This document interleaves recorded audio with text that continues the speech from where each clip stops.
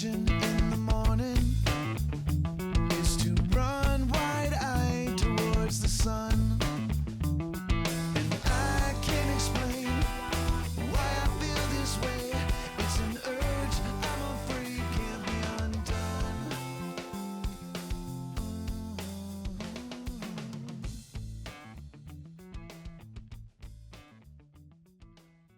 Hey, welcome to the Every.Thing.After podcast. We've got some special guests in the studio today, and I'm so excited to introduce Ian Lee and Sarah Sargent Pepper from TheCleElum. I was introduced to this band just a few weeks ago when they opened for Not a Surf at the Grog Shop in Cleveland, Ohio, and let me tell you, just an instant fan. Not just of their music, which is indie power pop punk rock, lyrically driven, relatable, often funny, but also of the story of this band, which I'll let Ian and Sarah tell. Welcome to the podcast, Ian and Sarah. Thank you for being here. Thanks, man. Thank you. Thanks for having us. That's such a great setup. Oh my God. I'm just like singing your songs in my head all day today. Just so excited about doing this podcast. The lyrics are so catchy. There's so many that I love. Probably Thanks, the one I relate to the most is Old Folks, which is also Old Fucks. So we're all kind of old fucks right now. You caught that, huh? But I've talked to Sarah about this a little bit, chatted a little bit, but when I learned your story, it just seemed like a perfect fit with what I'm trying to do with the podcast, and that's to tell stories about creative people who are discovering or rediscovering, inventing or reinventing, or maybe just exercising for the first time or the first time in a while, a creative muscle that it turns out is just everything. I think some might call that a midlife crisis, but it doesn't have to happen. It doesn't have to happen at midlife, and it's not a crisis; it's a rising. For this podcast, we call it an ETA, which is short for Everything After. Yeah. But tell us a little bit about the story of your band, if you would. I'll go. It's funny because we think of it. When we talk about it, obviously we lived it, and so we have this experience. We're in the sort of narrative timeline of it, but for the general way that bands are made or started, we did everything completely in some bananas, everything after, everything before, right in the wheelhouse of the podcast. Like, it's weird because so we've been together as a couple. I mean, that's kind of known thing, about 15 years. And like we have I'll just give you the Cliff Notes version. Like Sarah had started playing drums. I was, before we met, and then, I was in a Led Zeppelin tribute band, and that's how we met. And I played drums, and I was playing, so I was in a wig playing John Bonham, stuff. Speaking of midlife crises, you know what I mean? Like, that. So I was doing a lot of doing that. And the band got pretty big. We were playing, by the end we were doing big shows and all that kind of stuff. And it was fun, but it was sort of like, anyways, whatever. That's how I was doing that. It's another chapter. I was playing in a Led Zeppelin tribute band. And then, so Sarah and I got together and Love at First Sight and all that kind of stuff. And then she kind of got, we got together, and then Sarah started like tour managing the band and doing merchandising for the band. And as the Led Zeppelin band kind of kept growing, we got sucked in, new couple and all that kind of stuff. We got sucked into just the whole thing of that, and our whole life got kind of swallowed up. And then we were like, well, let's just quit our day jobs and just tour nonstop all the time. Yeah. Like, maybe I should cash out my 401k and we should buy our first tour bus. Yeah. Seems like a great idea. No, it's been good. It's been good. It's been good. Yeah. So that kind of got us started into like working full time in the music industry and getting to tour with all kinds of great, amazing bands, Not a Surf included, and a huge roster of really amazing bands once we had our first tour bus. Yeah, so we bought that's the quick version. So that's like, I'm in a Led Zeppelin band. We buy a tour bus. We start like packaging ourselves as like, I'm the bus driver. We got a bus. Sarah will do merch for you and tour manage you. And we know a lot of bands. I was in Chicago that, we had started off, the band was in Chicago. We lived in San Francisco. So we were kind of like flying around and all this kind of stuff. And like we do Tortoise, like, so I know those guys, we got a lot of musician friends and stuff. So like we tour manage Tortoise, and then we do Sunvolt, and it just kind of grows where we're sort of known as like this couple that is like this all-inclusive artist friendly package that like cares. Our company's called Affordable Tour Solutions. So, we obviously care about bands, and then we've got buses, and then we saw a path to like building sort of like a financial future or business to ourselves. I was kind of getting bored of the Led Zeppelin band, and I was like, well, we got this bus business over here, and then I got this Led Zeppelin business band, cover band, which is doing great, but I felt like kind of like a crossroads. And so we, in 2017, did a huge tour, and then, moved on from that band, quit the band. They got another drummer. They're still out there doing their thing. And then Sarah and I just focused on the bus business. That was end of 2017. And then, so we're building this bus business and touring. Well, we started the bus business in 2014. I know, but yeah. I'm saying I ended the Zeppelin band in 2017. Oh, right. So we had started the bus business in 2014, and then, we kind of just kept building, but doing the Zeppelin band, back and forth. And then we saw that, like, okay, there was a potential for us to, like, have a business here or whatever. So we just, in 2017, and I was wearing a wig, like I said. So I was like, this is ridiculous. I'm wearing a wig playing a Led Zeppelin band, and what am I going to be, 50 playing in a Led Zeppelin cover band? That's stupid. Let's just focus on, and I was like 48 or whatever. So I was like, so anyways, focus on the bus business starting in end of 2017, and then and we were kind of chugging along trying to build that into a stable thing for ourselves, and then really the pandemic hit, and we were just about to the point where we felt like, okay, well, the bus business is kind of starting to stabilize, and we got a good company, we got a great reputation, we've got all these amazing clients, and like I said, we had started touring with Sunvolt and Tortoise and Not a Surf, where we started touring with them. Tommy Stinson of The Replacements. Yeah, like just a bunch of really Jane's awesome, Addiction, cool. And we got a Manchester Orchestra. We can name drop all our favorite bands that we've worked with. So we have unbelievable amounts of Andrew Bird. We do all his touring. All these amazing artists in our life, and life was really good. And we got a lot of pleasure. We still get a lot of pleasure out of being support people and helping bands. Mm-hmm. So we're like, okay, and so we're jamming along and sort of starting to feel like, okay, well, we're getting to a point where we're going to maybe see some payoff, and the bus business is getting good and better. And then pandemic happens, and we're like, oh my God, like, so. But we're out of work. All of our friends are out of work. Yeah, like the our whole music business shuts down, right? Right. Probably one of the industries that got hit the hardest. Well, it was the first it was the first industry to close and the last to open because of vaccines and public, gatherings and all that kind of stuff. So there was like a lot of financial stress, big a lot time. of, I think, not just for us, but like, empathy for everyone in our industry that's going through it. And I think it was, yeah, it's funny. I'm wearing stressful, and I'm wearing our venue shirts. Like, one of the things, like, Sarah does merchandising, so she knows all the merchandising managers and all the venues and all this stuff. And then we know all these places where it's like, oh my God, like, our venue's gonna survive and all this kind of stuff. And it was very stressful. Yeah. Very stressful time, but with that came a lot of free time because we were. The business had essentially swallowed up our free time and our creative life. Like, I quit the Zeppelin band because it was sort of like a business or whatever, or like a job, and there was no we didn't have any real creative outlets. So when the pandemic happened, we just were like, okay, well, we were renting a house in Las Vegas, and we decided to start hiking, and our house was something we were barely ever in, because we're touring all the time, and we had basically all of our music equipment in the thing. And like I said, Sarah got sucked into this whole life, and she hadn't even really been, she started playing drums before we met. Here we are like 10 years later, and she's like, oh, finally I get to play my drums again. Yeah. And we have piano and guitars and stuff. And I was my tour schedule had been like so crazy since starting the bus business. Like, since 2014, I was on the road like 280 to 300 days a year. Yeah, pretty nonstop. On tour, like doing tour after tour after tour, which is kind of a schedule that I've still maintained,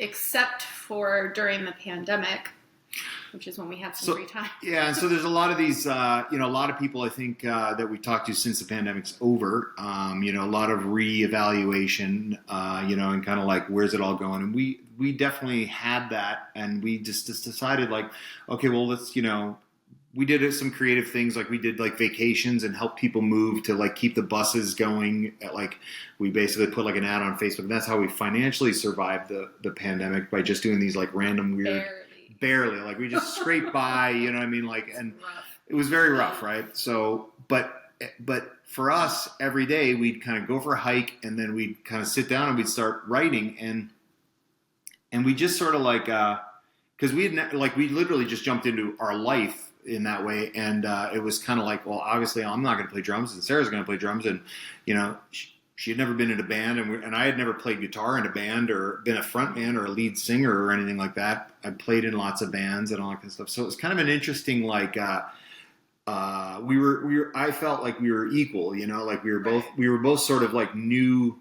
It was like new, but, and through the course of our thing, you know, Sarah's like, you know, I'm a drummer too, you know, and I'm like, which was always tricky with us too, because like, I don't know if you or like your audience knows this, but Ian's actually an incredible drummer. I mean, like one of the best drummers that I know.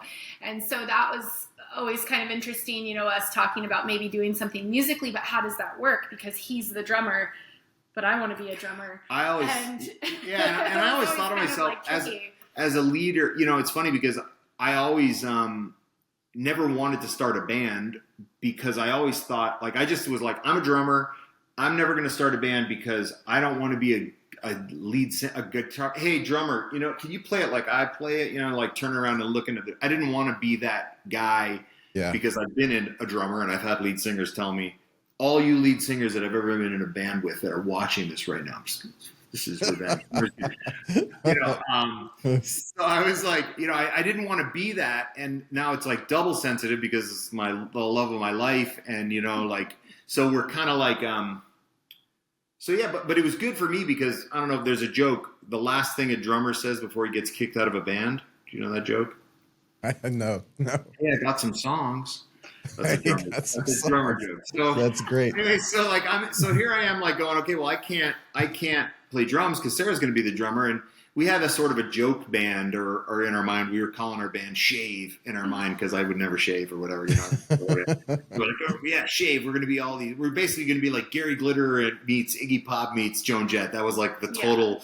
You know, concept. Some anyway, like rock and roll fantasy. Sarah's like, I'm gonna look so cool playing drums. She had this whole idea of like, you know, signature rock. Which is kind of an idea. Stick twirling. But I don't think we ever really set out to make an album, or we did.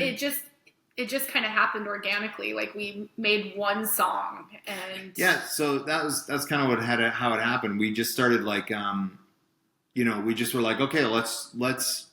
And we would just sort of like go for a hike every morning. I'd pick up my guitar, sit behind the piano, and Sarah'd sit behind the drums, and I'd start going, you know, bling, bling, bling, bling, whatever. And then I'd go like, you know, I'm playing some kind of boneheaded in my mind guitar part, and she'd come over the drum part, and she'd be like, yeah, it's cool. And I'd be like, all right, let's see where this goes. And I'd sort of mush mouth like blah, blah, blah, dee, blah, blah, blah. And I'd stumble across, you know, there's like every artist, you know, musician has a writing process, and ours was kind of like, you know, kind of this, it was very intuitive and very like, you know, for me as a guy who's played drums a lot and thinks, I was just like, no, that drum part's cool. Like, don't change anything. And she'd be like, well, really? Is it cool? I'd be like, no, that's fucking awesome. And I do the same thing with like your guitar part. Yeah, she'd be like, that's cool. That's I'd be like, no, this is dumb. And she'd be like, no, just keep going. You know, so these very rudimentary kind of experiences, but you know, I think in our set, you know, the first song that we wrote together was "I Wanted to Sleep," and I was playing bass on it, you know, and I'm not a bass player. I'm just a guy who's been in lots of bands and, you know, kind of can fake my way across a lot of instruments. And, you know, it was kind of like, my view is that the antenna, there's some spiritual antenna that was going up where it was like, she'd play this beat, I'd play it, doom, doom, doom, and she'd play a beat, and I'd be like, yeah, it's cool. And I'd be like, I don't know, thinking, man, bus driver, you know? And I'd be like, I want to sleep. Oh, good. Okay, good. I got that song. Hang on, quiet. And then I'd just sit down, scribble at the lyrics, and it'd be like, the songs they all came really, really fast. Mm-hmm. And the antenna for like, I think what we were like, again, we're surrounded by great musicians all the time. So we get this kind of like, yeah, it was just kind of a neat thing. And anyway, so and like I'm not a recording engineer, so we had like a, you know, garage band or like a simple 4-track recording thing. We kind of wrote all the demos and we kind of demoed, and we just kind of go through this process. Well, it was like we get one song down and then we'd be like, well, that was fun. Let's do another one. And then we'd go back the next day and do another one. And it was happening so fast. Or like I might have like a concept for like an idea for a song. And then Ian would sit down and, you know, it was like we were really playing off of each other, and it was just moving so quickly. And before we knew it, we were like, I think we might actually be making an album. Well, I'm not gonna create. We had the song. We were during the pandemic. We were demoing it, and so the songs were all in kind of rough demo form. Like we'd 4-track record them, and then we'd be, again, we're in pandemic, so we don't even know what the future is. So we're kind of like, and we're hiking every day, and we're getting satisfaction out of that. So we go for a hike, and then we kind of like, man, that song came out pretty good yesterday, and then. So when the pandemic ended, we the vaccines started rolling out, and we started getting calls, and we were like, our schedule, everybody needed a bus, so our schedule started filling up. Lucy Dacus was our first tour, my first tour back, and then Sarah got called to do merchandising for Alanis Morissette, and we were doing all this Garbage, and I think you did Sylvanesso, and we were really busy, coming out of the pandemic. So it's like, okay, now the financial stress is going to kind of be on. Okay, now we can figure out digging out of the hole. Like we had put, on credit card, we were just kind of barely hanging on, and we were like, okay, well. Let's start digging out of the mess. And then we went back on tour, and then the Zeppelin band and myself, I lived in Chicago for a long time. So I was like, hey, when we're in Chicago next week, why don't we're coming up, we're on this tour. Why don't we go into why don't we book some studio time? Because we had a day off on Andrew Bird or whatever tour we were on. And we started going into so we went in and we recorded I Wanted to Sleep, the real version. And then we're like, man, that came, now we're recording it in a real studio. We did the record at King Size Sound Labs, which is where Wilco did Summer Teeth and My Morning Jacket and Nico Case, all these great records Mike were made. Hagler. Mike Hagler is amazing. Great engineer, great friend of ours, and super great space for where we were at. Easy to Sarah work had with. never been into a recording studio, so he's like, just go in and just track. And she's like, slamming it on. I'm like, okay. It was just kind of very kind of, it was innocent, and it's sort of we were sort of in our little bubble, because we're like, well, we got a day off on tour, we're on Jawbreaker tour, and we got we got 6 hours, and then we got to go to sleep because I got to drive the bus tonight, drive the band to the next thing, and she's got to finish merch, and we got our shows load in. Mm-hmm. So it was weird. So we'd record a song, and then we'd get a mix from Mike a week later. And we were able to get a bunch of really cool rock star friends on our album because of that. So Josh Cater of the Smoking Popes, who was on tour with us because we were on tour with Jawbreaker.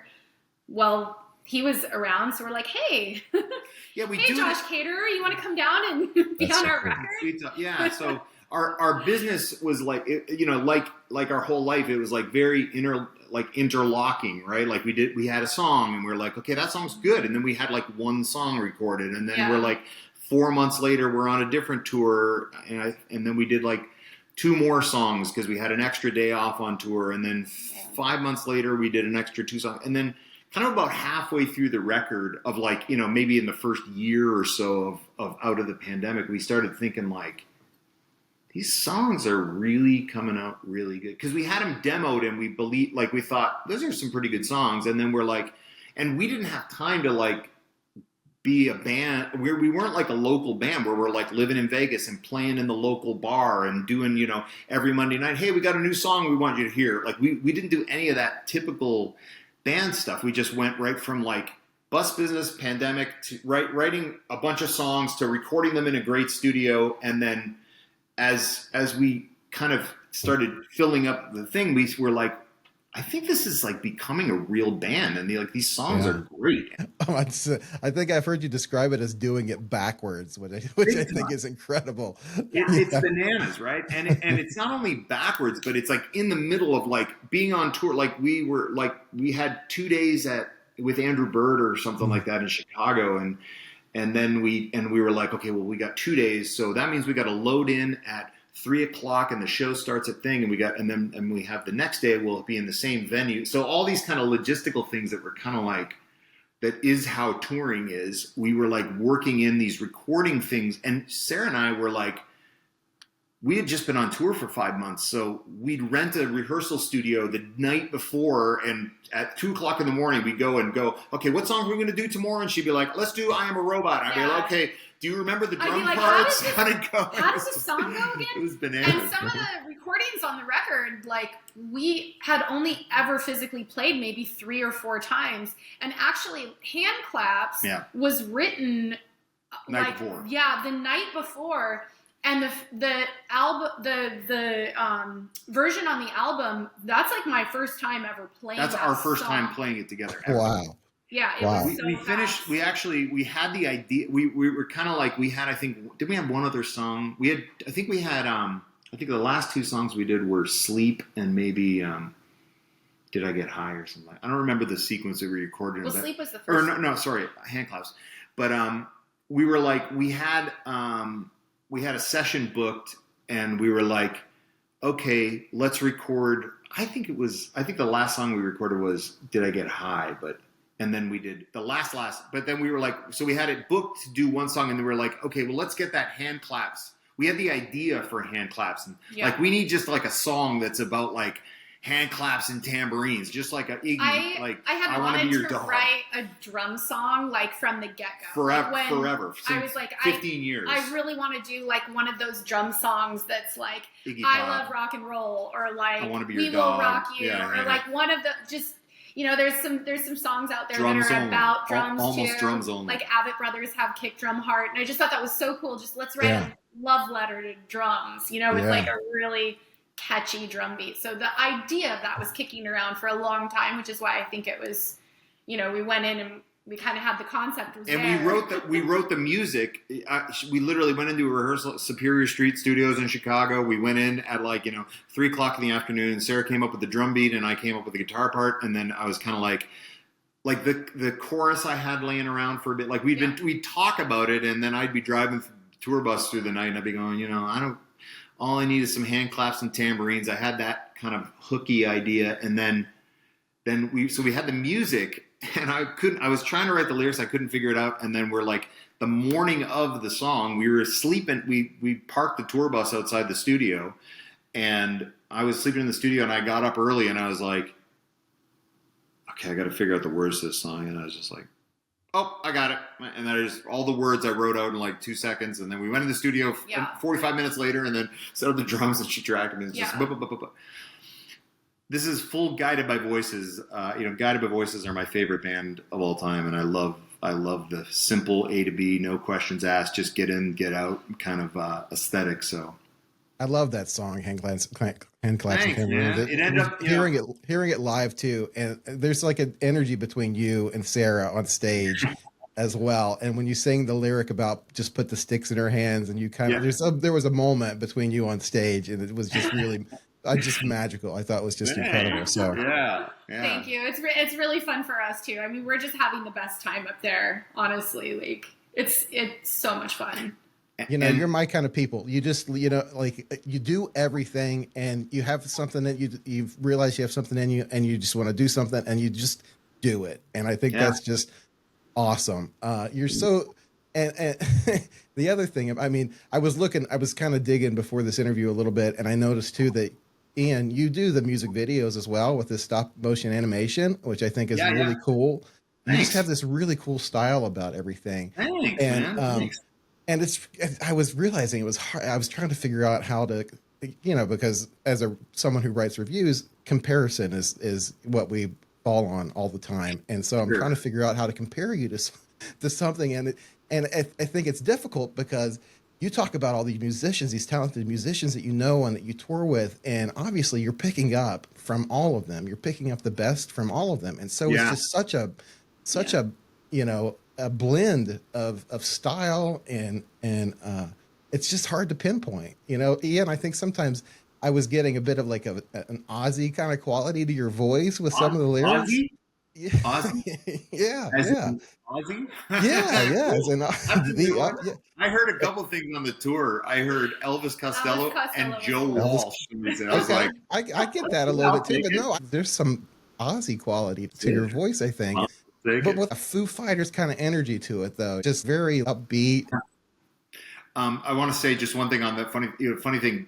The reason we named the band TheCleElum, first of all, it's a town in Eastern Washington that Sarah camped at as a kid, and and it's a weird enough name, CleElum. That's how you pronounce it. But it's kind of nondescript in that way, so that by design we could just kind of like write songs. We didn't want to name the band like as we realized the band was becoming real and the songs were becoming like a thing. We were like, well, we got Old Fucks. It's like this countryish song. And then we got like I Wanted to Sleep, which is this like, Nirvana song or whatever. Like, and that's by design. Like we didn't really want to pigeonhole ourselves into like, we want to be recognized as a band that blah. I think we view the TheCleElum as kind of like an art collective too. In more than just making music, it is an outlet for us to be able to make visual art as well with Ian and his videos, with photography. I'm a visual artist too. I paint. I did. One of Sarah's paintings That's back one there. of mine back there. Oh, that's so cool. Yeah. The Bowie? And That's a way awesome. to thank you, and a way to collaborate with our other artist and musician friends, and it's just kind of like an art collective. And I think we like that the TheCleElum, like, first of all, nobody even knows what it means, which we really love. Most people don't even know how to say it, which is also really exciting to me. I mean, at first when we named it that and realized, oh my gosh, people are having a hard time saying this name, I thought, oh no, did we make a mistake? I didn't even know how to say it. I was like, I was driving by this sign last night. It's actually, I kind of love it. I kind of love it because it's kind of like, oh, well, if you're like in the know, like Bon Iver or something, like some cool name that like some people know how to say, Yeah, and everything in the current world with this digital stuff, everything is so manicured and so perfectly like, positioned in the marketing campaigns of like, musicians and a lot of like artists like, growing up on YouTube and then becoming huge. It's so calculated and everything's sort of spelled out. I like the mystery of things. So anyways, that's kind of we didn't want to, and you're right. We're around all kinds of musicians all the time. So it's kind of weird because like we're around Andrew Bird. Okay. Like he's one of the most talented people. I love touring with Andrew, and like I have massive, massive respect for the amazing musicians that he has in his band and stuff. But like, I think the way that the TheCleElum, with the pandemic and the sort of bubble that we ended up in, just kind of because of the circumstances, it kind of allowed us to just say, well, all we think about when we sit down to write songs, we don't necessarily go, we're going to write an Ozzy song or, a Joe Walsh song. We just, because I think of the love and respect that we have for each other as people, first of all, and just, our relationship and keeping that thing happy and keeping each other, looking out for each other.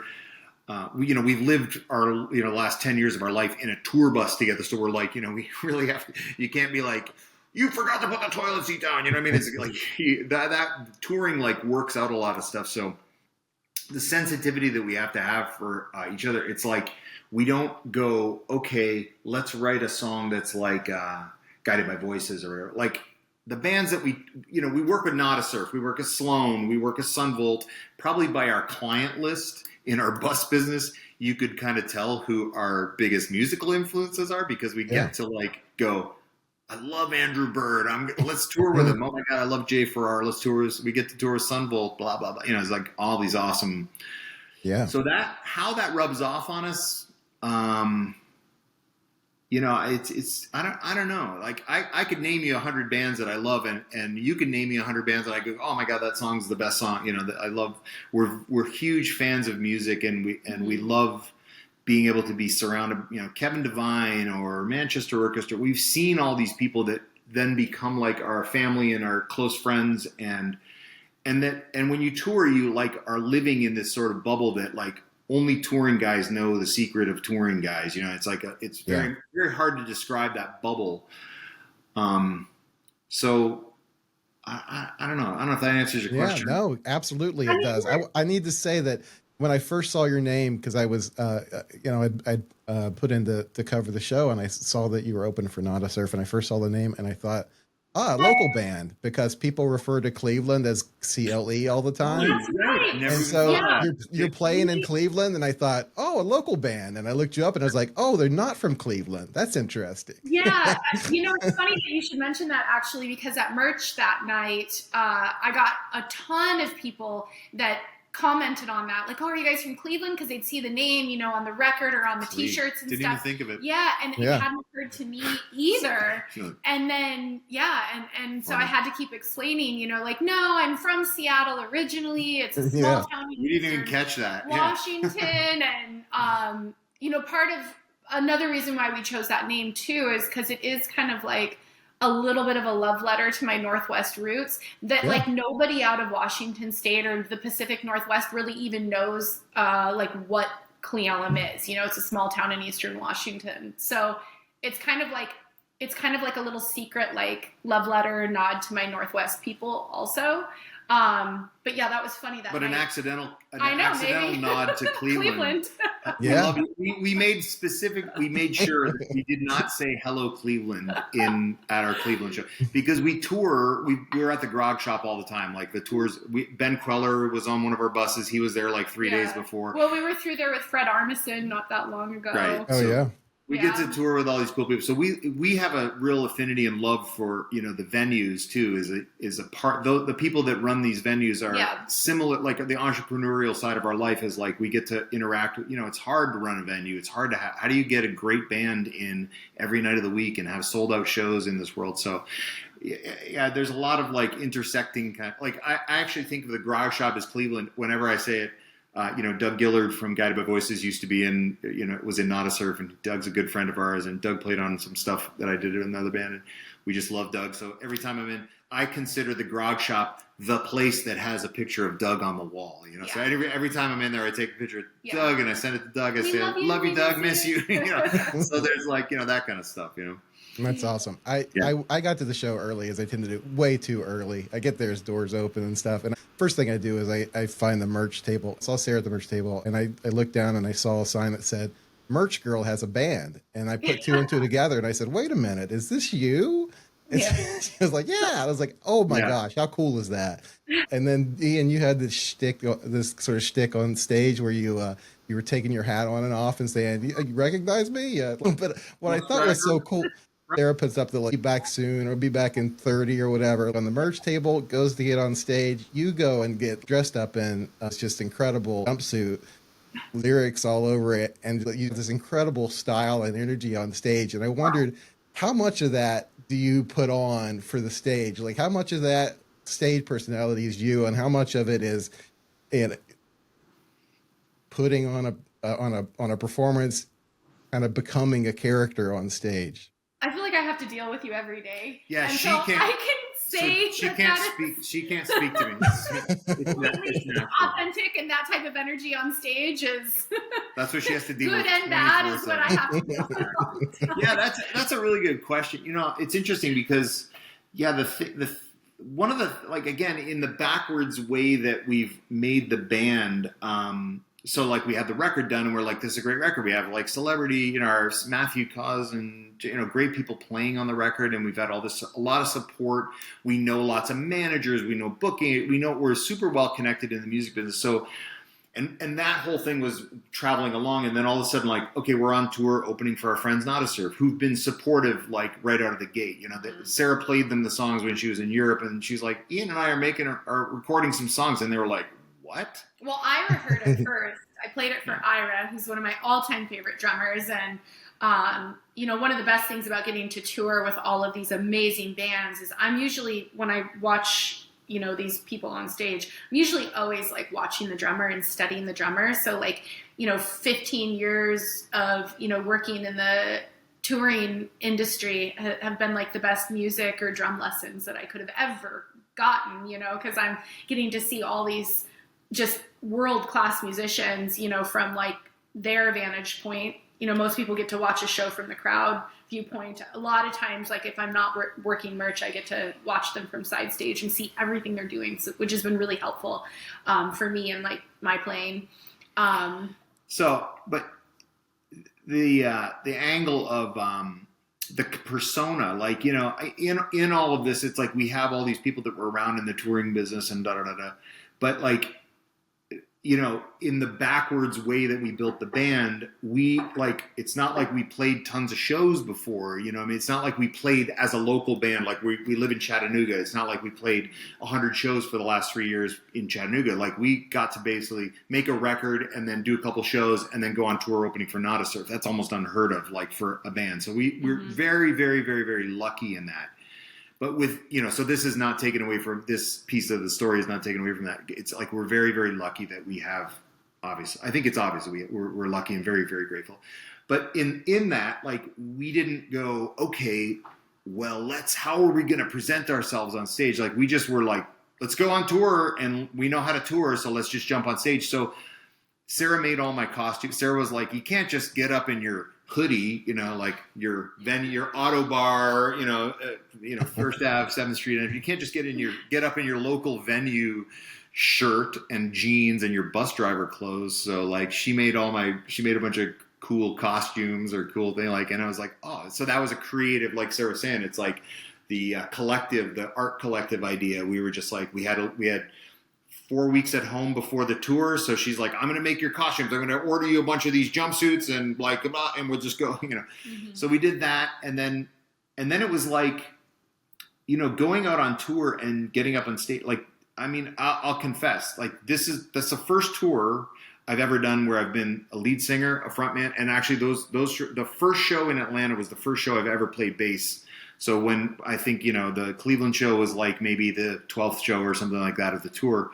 That was the 12th time I've ever played bass in front of people. That's the 12th time I've ever played lead singing in front of people. So I think that the way that and to the purpose of your podcast too, is like the thing that's weird or interesting is like, as an older guy, an old fuck, if you will,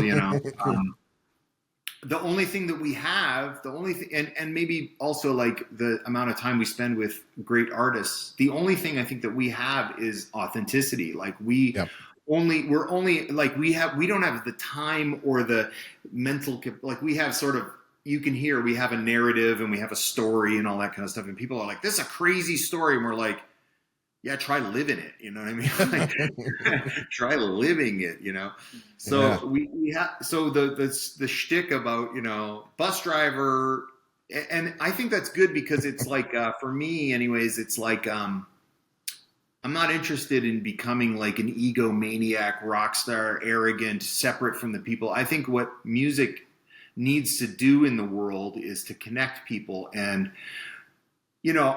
we had the experience of writing the songs and recording them and having support from all these people. But, getting thrown out and just going on tour and playing every night in front of live people and seeing like our last show of the tour was in Brooklyn. We had a headline show after the Not a Surf dates. We got reached out and this promoter said, hey, would you guys be interested in playing a show?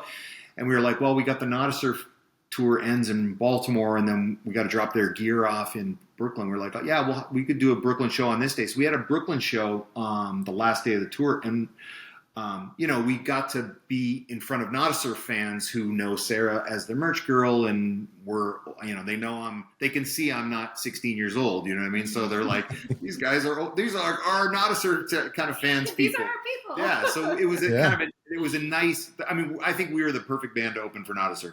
Not that we're biased or anything, but like really. No. The response was great too. The fans loved it. We went over in every city. The people were super responsive and great. I think it's such a Not a Surf thing to do too, to let their crew open for them. Yeah. Like they're like the nicest guys on planet Earth. And so it's just, I mean, it's a singular story. It's good. Like I said, we're the only guys that could execute, Like I said, I had my review, and I can't think of anything more rock and roll than that. Thanks. Like we think so too. Tour managers playing the opener and stuff. I thought that was so cool. And it was impossible to ignore the parallel of you getting in the jumpsuit and taking the hat on and off with like Superman with Clark Kent taking the glasses on and off. Yeah. And then Sarah, you've got a drum set that says Sargent Pepper on it, and so I thought that was really cool. And I know that your name's Sarah Sargent, but you add pepper, I think, when you're on stage. That's your idea? I called her Sarah Sargent Pepper, and she was like, why the hell did I never think of that? How Like did I never think of that? early on. And so Yeah. she's had that since we met. I think that's so cool. I think that's Yeah. really cool. It was good. Too obvious, you know. I guess that's the most like stage persona that I get is just adding the pepper onto the name. You know, it's like when I'm on stage, I'm Sarah Sargent Pepper, but you know, I'm still the same Sarah that you're going to get if you talk to me at merch. It's like still the same. Yeah. It's all we got. I think for us, it's like that's the persona thing and just being natural and just being like, we're here. Like, I'm not going to fool anybody thinking like, oh yeah, I got this awesome hair and I got this, you know, as you get older, like it's funny because old fucks are saying like that song was probably written because I started wearing Caddy's reading glasses. They're the best reading glasses. I was like, I can't read my phone anymore. And let's go for a hike. And then I'm like, I can't read my phone anymore. Where's my reading glasses, honey? And she's like, play the guitar. I'm like, okay. Oh, and you know, that's how that song came about, you know? So yeah. yeah. I love that song too. And then you're talking about being in an audience in a situation with a younger person and how you relate to things differently, I thought was really interesting. One thing you don't got when you're 20 is 2020. I think it's a great lyric. That's just couldn't an incredible believe, lyric. you know, when I spit that lyric out, I was like, how did nobody think of this? How is this not in because it was in 2020 and I was almost like, because it was 2020 at the time, it was like in pandemic and I'm just like, either we wrote the most timely song or this song is just not going to age well. But you know what I mean? It was just it's such an incredible lyric. I love that lyric so much. It's great. Yeah. I love the way you talk about your songs too. The lyrics are great. You're a great writer. You write them together. You're great writers, songwriters. But I love the way you talk about your music too. I Am a Robot. It's just a fun song, and obviously there's a whole lot of, you know, we all deal with a certain amount of technology in our lives, and all sort of feel like it's taken over at some point. Right. But the time at which you wrote it too, and I saw on your Instagram post about it when it released. You had said we all need, in a sense, a reboot, and that's kind of what that song's about. And I thought that was just really poignant, just really interesting. Yeah. It's interesting. That song, you know, that song was the first. Like we wrote, like I said, we wrote. I Wanted to Sleep, and then I think it was about then I think maybe Did I Get High. We had a couple of kind of boneheaded ones that didn't make the record, and we had a couple of other songs that didn't quite make it. But Robot was like the first song that I think in the sequence of writing the record that was like, this is a great song. It was like we looked at each other and we were like, we just wrote a great song. Like, you know, it was stuck in my head for like. It's stuck in my head forever. It's one of those songs that, like, you know, you hear in musicians talk about, you know, the songs that come fast are the best songs and all that kind of stuff. And it was so obvious that was happening and is still happening. You know, the technology kind of take over, and now AI, you know, is the new thing. And it's like, wow, this song is really, you know, I think there's some kind of collective consciousness or universal, some universal spiritual connection there that is basically where songs come from. You know, there's it's, you know, like all your songs, I think it's just so catchy and it's simple enough, and the chorus especially is simple enough that it can get stuck in your head so easily. It's just so repeatable, and it's such an earworm. Like I've had it in my head all day too. So we won. We won the contest. No, you know, it's funny because to tag on what we were talking about too. Interestingly, like the persona and then playing them live, you know, is interesting because we sort of have had this sort of not bubble, but just like because of the evolution of the thing. Seeing what songs went over live and presenting them live. And obviously we had, you know, Louis from Not a Surf playing keys for us. Our friend Matthew played guitar. Matthew Pittman, who played guitar on the tour, plays on pretty much a lot of the record. He didn't play all the guitars on, but all the weird kind of, you know, he plays a lot of the piano. He's pretty much on every song on the record. And he was kind of like Mike Hagler, who produced the record, was like, yeah, I was like, I need this guy. I need a piano part on this one. He was like, I got the guy. And then, and we just fell in love with Matthew. He's such an incredible artist and great songwriter himself. And, but in the recording, you know, the recording process is kind of one thing, and we had the songs done and the releasing of the album and funding it ourselves and sort of shopping it around and trying to find a label or whatever to put it out, all those kind of things that, you know, and then when we started playing them live on this tour, it was like I saw people mouthing Old Fucks, or like people requested, like in Austin, somebody shouted, "Play Old Fucks." Several shows, actually. Yeah, and we were just like, several shows, what? people requested that song. And we were like, and we kind of like, so you get this thing where you make a record, or you've got a set list of songs, and you rehearse them, and you go, okay, like, yeah, how are these going to go over, and what things are going to connect with people? Like I think, oh, that song's obviously going to, I wrote them, or, we wrote them, so they would connect with people. That's the whole point, is like, we're feeling sort of isolated in the pandemic stuff. And I think, with social media and stuff, people feel isolated all the time anyways. And we've been in this, let's make our Instagram follow, all that shit that everybody hates. And all of a sudden, like, we're out in front of live people, and people are kind of mouthing the word. And we kind of wrote them with that idea in mind of like, okay, well, if people's attention is so, they're scrolling and everybody's got this stuff going on, like, how do we break through that? How do we just get the songs to be just the most like direct, like, it's not like we sat out to become pop star like Sabrina Carpenter, perfectly manicured, this is a catchy Taylor Swift song. We're just like, how do we write songs that just like say what we want to say about life, and say them in the quickest way possible. And so we got kind of a formula. That's kind of how our, Yeah, I mean, it's more than a formula. It's not formulaic at all. But it's simple enough to be extremely catchy, but it's also so layered, and there's so much meaning behind it. It really comes across. And I tell you, I'm going to be the guy in the audience next time, mouthing the words, singing the words, and asking for Old Fucks to be played, because I tell you, when I latch onto something, when I find something that I love, I am the most loyal fan there is. So anytime I get a chance to see you guys, I will see you guys in concert. Too. I'm that way with bands too. I'm that way with bands too, or art, or whatever. We love it, and it's really it's wild for us to be in this situation, because like we literally just came off the tour, and the response was so amazing. We've got all these conversations with people, and like, wow, fans or people that love what we're doing, and that actually get it. I mean, that you already have a podcast that actually is exactly what Old Fucks is about. I know, like your podcast is exactly. When you explained to me the premise, I was like, "This is perfect. It's our whole life. Is like exactly It's literally like our whole life." So it's really refreshing, because again, the isolation of stuff makes it feel like you don't have the feedback, or you don't have, so. There's nothing better than going, if you can take your podcast, you want to take your podcast on the road, we got a tour bus, what I mean? Like, let's do it. Yeah.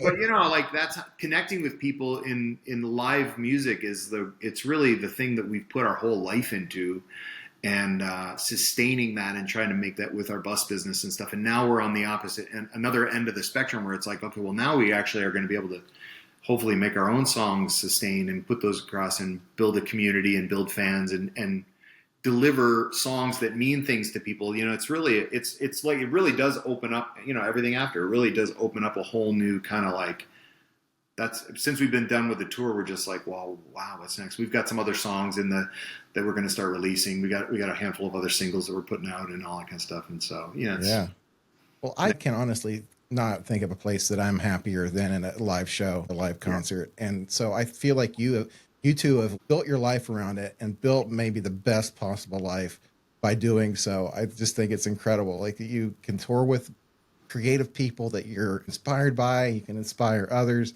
And another thing I want to mention, just as I was talking about sort of the depth and the meaning of your songs, I've noticed a post on Instagram where you described Goodbye Night Sky, which another incredible song. And you described it as the worst day you ever had was over. You woke up the next morning and figured out how to solve the problem that you were sure was going to destroy your life. We try to make all our songs anthems. Not all anthems are sung in the football stadium. This anthem is intended to remind you that everything will always be fine. I just think that's beautiful. Thanks, I think it's something that we all need a reminder of. We're in a time when it's just, everything's challenging, and everybody needs that reminder. I think it's just beautiful. Thanks. It's incredible. I mean, just to have that feedback from another person is just, it's unbelievable to us. Like, because, like Sarah said, we were writing these songs in a stressful time, and obviously we recognize the world is very stressful right now, and we've dug our life into, like, trying to support musicians that we care about. Our best, I mean, we really, our clients in our bus business, we love all of them, and we want to see success for all of them. And you know, we're in the trenches there on that kind of stuff. So that's fascinating. But to see other people on the side of, you know, podcasts and all these kind of things that get it is like, those are the most validating. I mean, you get that. It's really validating. I can't tell you what it means to us. I mean, just getting up and playing and having people cheer for us. You know, you don't expect those things. You go, all right, we're going to go kick ass tonight. You know, we're going to give these people what they want, and they have no idea who we are. They've never heard these songs before.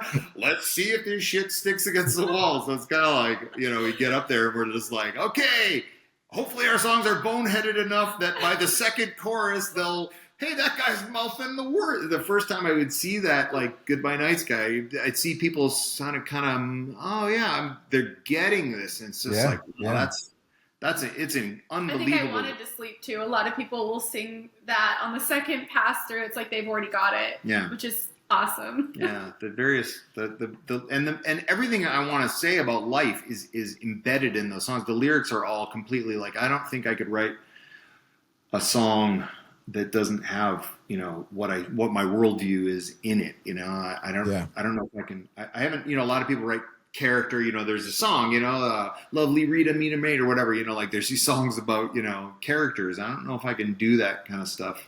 I don't. You know, maybe the future will try that stuff. But like certainly, to write what's in our hearts and what we really think the world needs is what we're going to try to. That's amazing. Condense our thing down into. You know. Yeah, I could tell you from my perspective. So I was there taking pictures for your set. And so I'm like in this rock shop. There's not really a lot of space between the stage and the crowd. Yeah. It's like pretty tight. So I'm kind of like there, like on a wedge between you and the crowd. And I can tell you, being in that position, I could feel the energy going both ways. And it was, you know, it's almost like a whiplash sort of feeling because you're giving this energy to them and they're giving this energy back to you. And just the opportunity to be in the middle of that and to feel that for me was just great. It was one of the first shows that I've done this with. I sort of just started doing the concert photography and the podcast and everything. So it was just an incredible feeling. So congratulations. I think you've put together something that's just extremely special, and I wish you the best with it. You too. Thank you for the photos that you took. They're amazing. Wonderful. And the fact that you're doing this podcast too is like really great. It gives people like us an outlet to be able to talk about what we love. And yeah. Anytime. Yeah, man. I'd love to have you anytime you want to talk about something. Next album, come on, talk about the album. Anytime you want to talk about anything, and I'll see you at shows too. Yeah, and if there's anything we can do to collaborate, if there's anybody else that you want to kind of put out there, I can. You know, I don't have a huge following right now, but I'd be happy to do whatever I can. That'd be awesome. Yeah. Building and stuff. Sarah kind of teased and mentioned that you might have an acoustic guitar or something with you, and that you might do a little bit of something. Yeah. Sure. Yeah. Do you want to do a wrap up, or how you would just call that a day, and then I could just grab it and just like rock out a version? Yeah.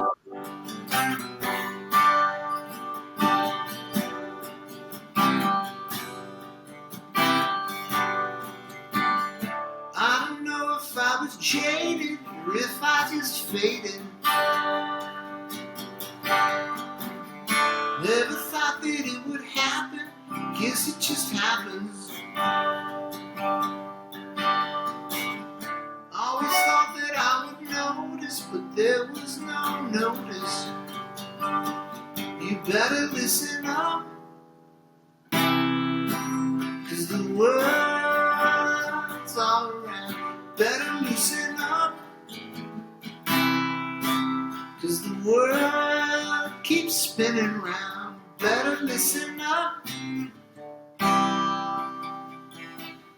You'll be sitting in a corner of a bar someday.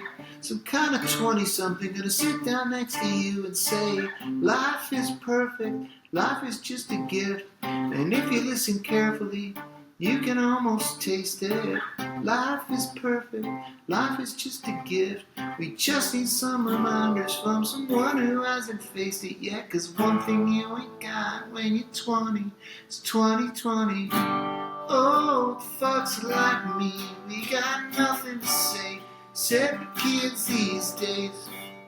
Oh, fucks like me, we got nothing to say, except kids these days.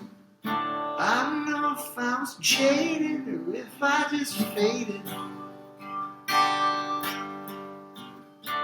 Never thought that it'd happen, guess it just happens. Always thought that I would notice, there was no notice. Better listen up, 'cause the words are all around. Better loosen up, 'cause the world keeps spinning round. You better listen up. You'll be sitting in your driveway in a car someday. Something reminds you of all the things you didn't say. Life was perfect, life was just a gift. With everything that you've never done, you just gone and wasted it. Life is perfect, life is just a gift.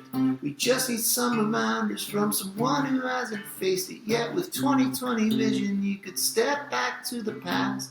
With everything that you ever learned, you'd make each moment last. Life is perfect, just the way it is. We just need some reminders from someone who hasn't faced it yet. One thing you ain't got when you're 20 is 20/20. Oh, fucks like me, we got nothing to say, except for kids these days. Oh, fucks like me, we got nothing to say, except kids these days. Oh, fucks like me, we got nothing to say, except kids these days. Oh, fucks like me, we got nothing to say, except kids these days. 'Cause one thing you ain't got when you're 20 is 20/20.